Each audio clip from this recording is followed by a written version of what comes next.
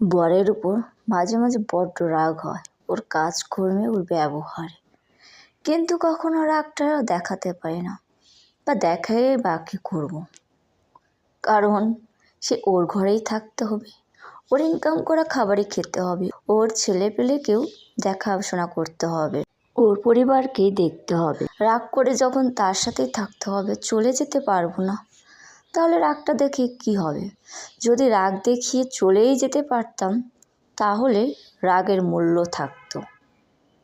দিন শেষে সত্যি মেয়েরাও কতটা নিরুপায়, রাগটাও সঠিকভাবে দেখাতে পারে না, সে মনের ভিতর চাপা কষ্টই রেখে যায়।